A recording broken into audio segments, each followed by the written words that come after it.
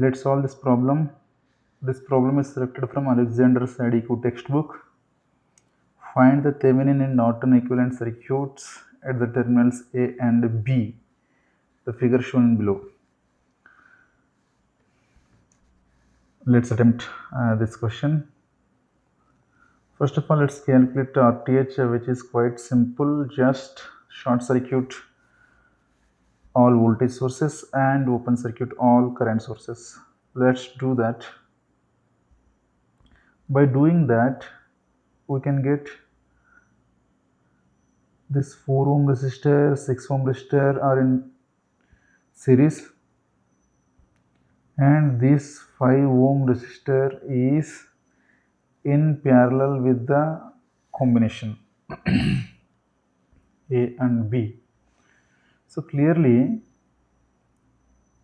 for further simplification, we can draw the circuit. This 4 ohm resistor and 6 ohm resistor are in series, so the resultant resistance is 10 ohm, and this 5 ohm resistor is in parallel with 10 ohm resistor. So clearly RTH is 5 parallel with 10. Clearly 5 multiplied by 10 over 5 plus 10. So clearly it is 50 over 15. So which is equals to 3.33 ohms. Now let's calculate VThevenin. VThevenin is nothing but open circuit voltage across the terminals A and B. So clearly, first of all, let's apply the source transformation here. Let's apply the source transformation for this 10 volt source. Then let's see what will happen. Simultaneously, we can apply source transformation to this 3 amperes current source also, which will give us 3 multiplied with the resistance 4 ohm will give 12 volts. Now this 4 ohm resistance is in series with this 12 volt voltage source. This is 6 ohm.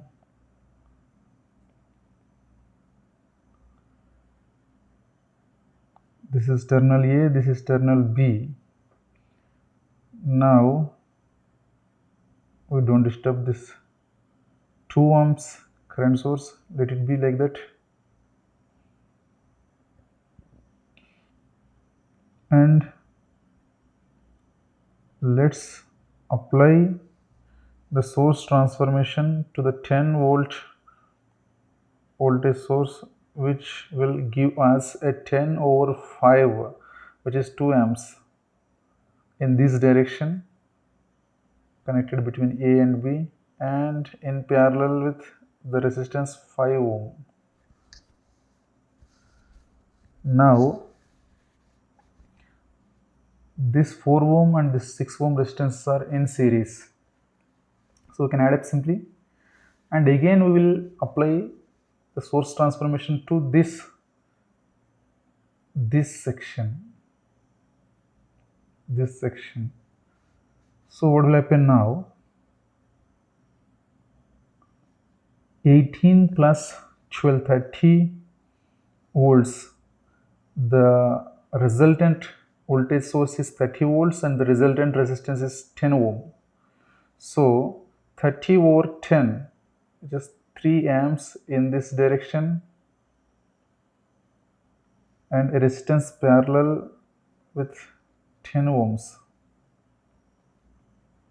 And already there is a resistance parallel is 5 ohm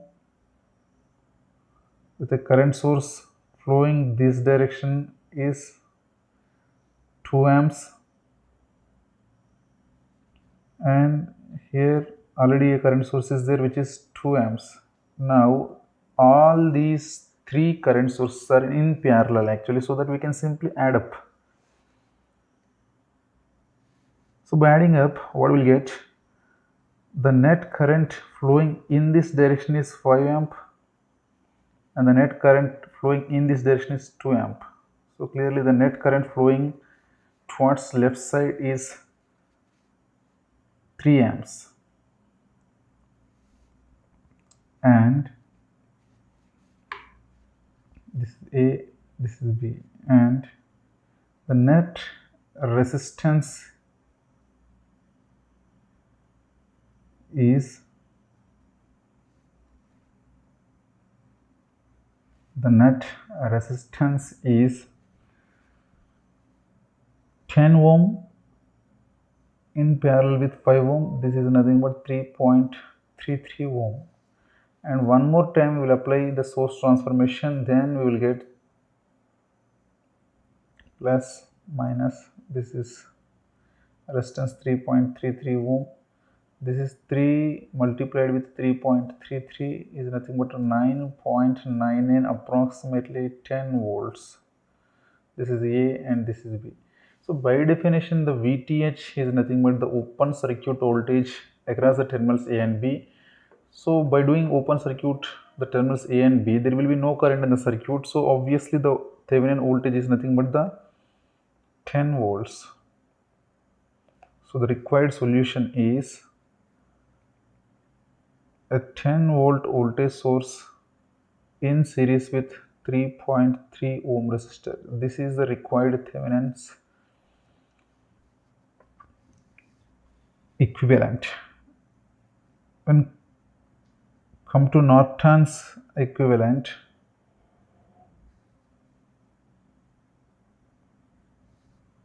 I Norton is nothing but VTH over RTH, which is nothing but 10 over 3.33 ohm, which is equals to 3 amperes approximately.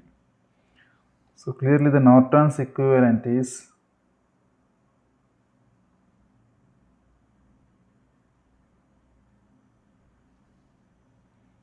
the Norton's equivalent is 3 amps